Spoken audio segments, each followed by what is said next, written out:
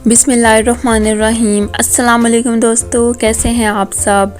उम्मीद करती हूँ आप सब ठीक ठाक होंगे, खैरियत से होंगे। तो आज हम बना रहे हैं रशियन सैलड। बहुत बेहतरीन और ज़बरदस्त टेस्ट है इसका। जो रशियन सैलड आप रेस्टोरेंट्स या फिर सैलड बार्स में खाते हैं, बिल्कुल वैसा टेस्ट है इस सैलड का। तो चलिए बिना वक्त ज़ाया किए हम चलते हैं आज की रेसिपी की तरफ और देखते हैं कि ये मज़ेदार सा रशियन सैलड कैसे बनाया जाता है। तो सबसे पहले हम इस सैलड की जान, इस सैलड की सॉस को रेडी करेंगे।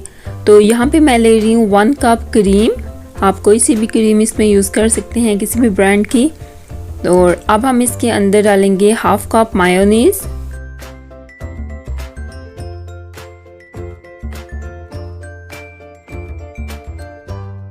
मायोनीज़ डालने के बाद अब मैं इसमें डाली हूँ 1/4 टीस्पून सफ़ेद मिर्च का पाउडर।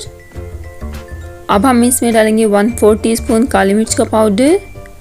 और अब हम इसमें डालेंगे 1 चुटकी नमक, ये इसके टेस्ट को इन्हेंस करेगा।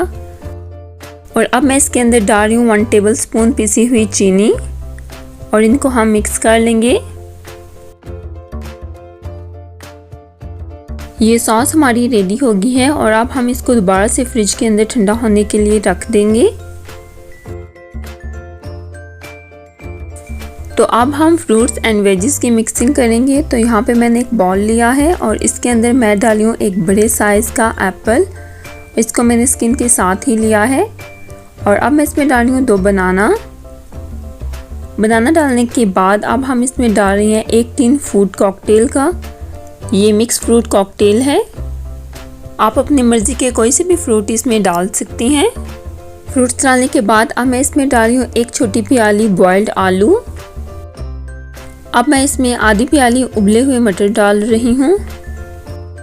अब इसमें 1 प्याली बॉइल्ड गाजर डालेंगे। इन वेजिस को उबालने के बाद मैंने अच्छी तरह से इनको ठंडा कर लिया है।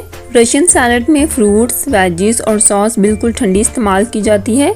अगर ये तीनों चीज़ें ठंडी नहीं होंगी तो आपका सैलड अच्छा नहीं बनेगा और खाने में भी ये इतना टेस्टी नहीं लगेगा। अब इसमें 1/2 प्याली किशमिश डालेंगे। ये सब चीज़ें डालने के बाद अब हम इसमें इस सैलड की जान, इसकी सॉस जो हमने रेडी की थी वो शामिल करेंगे। इसको बनाने के बाद मैंने इसको फ्रिज में रख दिया था, तो ये भी बिल्कुल चिल है। तो इसको हम डालेंगे और फिर हम इसको मिक्स कर लेंगे अच्छी तरह से। ये सैलड मिक्स हो गया है। अब हम इसको सर्विंग डिश में निकाल लेंगे। तो इस सैलड को बनाने के बाद आप इस सैलड को फ्रिज में रख दें और इसको ठंडा करके सर्व करें। रशियन सैलड को कभी भी नॉर्मल टेम्परेचर पे सर्व नहीं किया जाता। तो जब भी आपने इसको सर्व करना हो तो कम से कम इसको 1 घंटा पहले बना के फ्रिज में रख दें और फिर इसको आप ठंडा ठंडा सर्व करें। तो ये खाने में भी बहुत टेस्टी लगेगा। तो जी तैयार है हमारा मज़ेदार रशियन सैलड। यकीन जानिए बहुत टेस्टी बना है ये सैलड। अगर आपने इस सैलड को एक बार ट्राई कर लिया तो आप रेस्टोरेंट के सैलड को भूल जाएंगे, ये इतना टेस्टी बना है। तो आप इस रेसिपी को ज़रूर ट्राई करें और कमेंट करके बताएं कि आपको ये रेसिपी कैसी लगी। वीडियो अच्छी लगी तो इसे लाइक और शेयर करें और अगर आप हमारे चैनल पे न्यू हैं तो चैनल को भी सब्सक्राइब कर दें और इसके साथ जो बेल का आइकन है उसको भी ऑल पे सेट कर लें। इसका फ़ायदा ये होगा कि जब भी हम न्यू वीडियो अपलोड करेंगे आपको फ़ौरन से उसका नोटिफिकेशन मिल जाएगा। अपना और अपने आसपास के लोगों का और घर वालों का ख्याल रखिएगा। खुदा हाफिज़।